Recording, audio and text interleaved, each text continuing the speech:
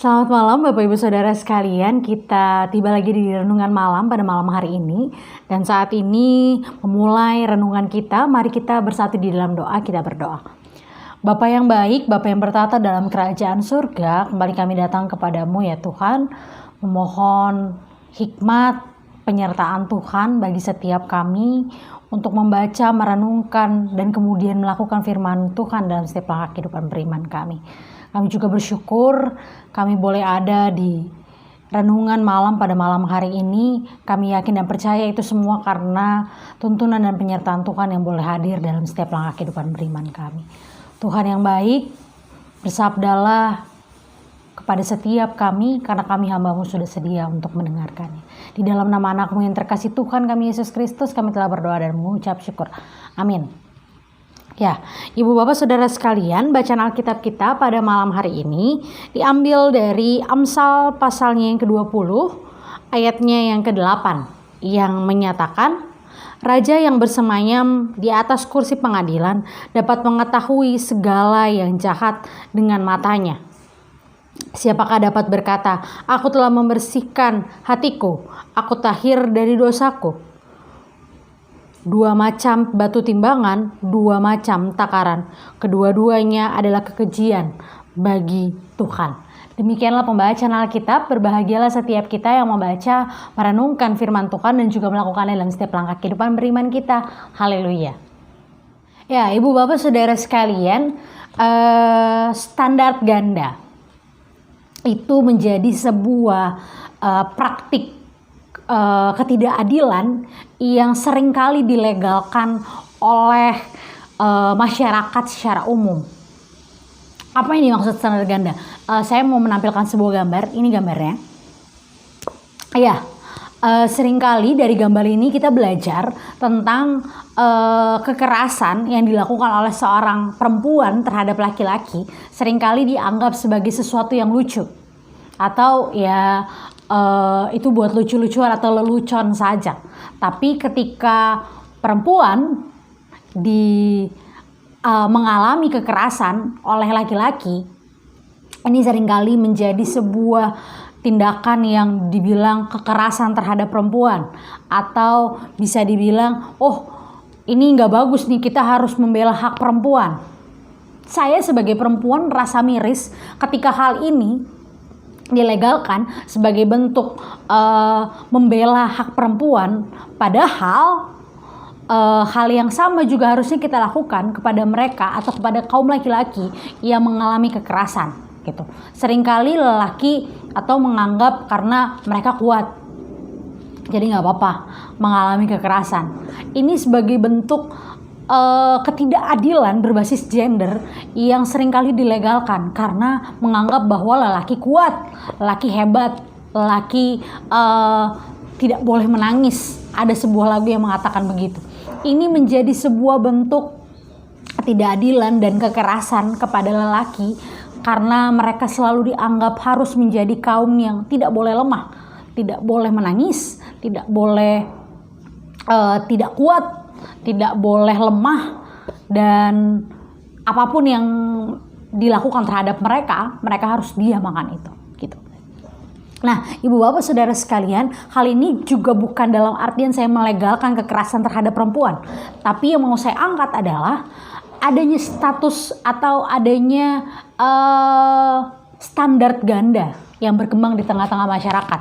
Ketika masyarakat merasa bahwa ini kekerasan dan ini bukan, padahal ini sama-sama kekerasan gitu.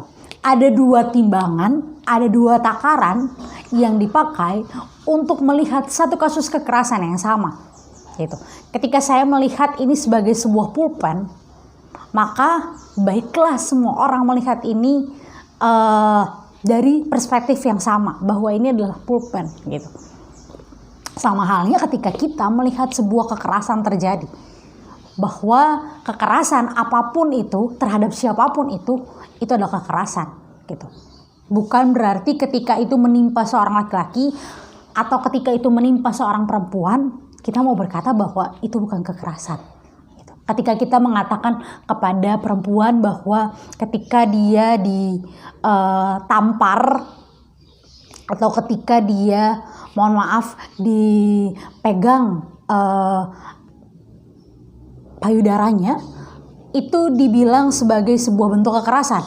Tapi sebaliknya ketika perempuan memegang payudara dari laki-laki, itu kemudian dibilang sebagai bentuk lelucon atau candaan. Dan itu bukan candaan. Nah, ibu bapak saudara sekalian, ini adalah sebuah bentuk standar ganda yang sering kali terjadi di tengah-tengah masyarakat. Gitu. Sebagai masyarakat seringkali ketika kita melihat satu kasus yang sama, kita melihat ini dilakukan oleh siapa? Ini dilakukan oleh kelompok yang mana? Ada sebuah standarisasi yang seringkali digunakan. Bahwa ini adalah sebuah kekerasan atau ini bukan. Dan secara tidak langsung ini adalah sebuah praktek ketidakadilan yang terjadi di tengah-tengah masyarakat. Dan kita diam akan hal itu. Dan malam hari ini dari kitab Amsal yang adalah kitab hikmat, kita mau belajar untuk menjadi orang yang benar. Orang yang berhikmat dalam mengambil keputusan, dalam menjalani kehidupan. Dan kali ini kita membahas bacaan kita di ayat yang ke-8 sampai ayatnya yang ke-10. Mau berkata tentang Tuhan yang Maha Adil, bahwa Ia sanggup mengetahui segala yang jahat sehingga manusia tidak dapat berkata bahwa Ia sudah hidup kudus, padahal Ia menustai Allah dengan hidup penuh dosa. Di ayat yang ke-9 dikatakan, siapakah yang dapat berkata bahwa dia sudah tahir dari dosa? Selain daripada Allah sendirilah yang berbicara bahwa Allah telah mentahirkan dia daripada dosa.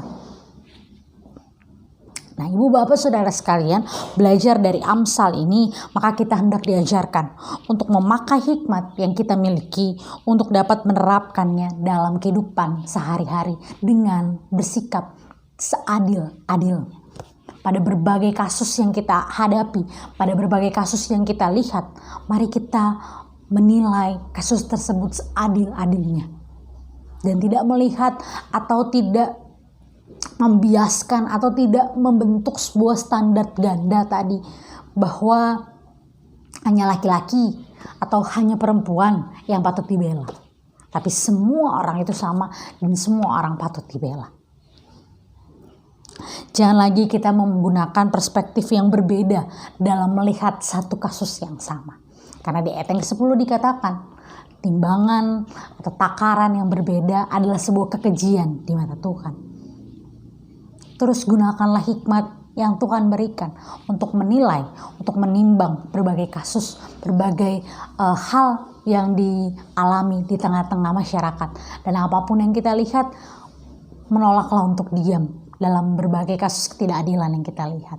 Tuhan kiranya berkarya dan memberkati setiap langkah kehidupan beriman kita untuk menjadi manusia yang berhikmat. Tuhan memberkati kita. Amin. Mari kita bersatu di dalam doa. Kita berdoa. Bapa yang baik, Bapa yang bertata dalam kerajaan surga, kami mengucap syukur untuk segala berkat, untuk segala kasih sayang dan penyertaan Tuhan dalam kehidupan kami. Terima kasih Tuhan untuk firman-Mu yang boleh kami baca dan renungkan pada malam hari ini. Kiranya melalui firman-Mu ini kami boleh senantiasa diberkati.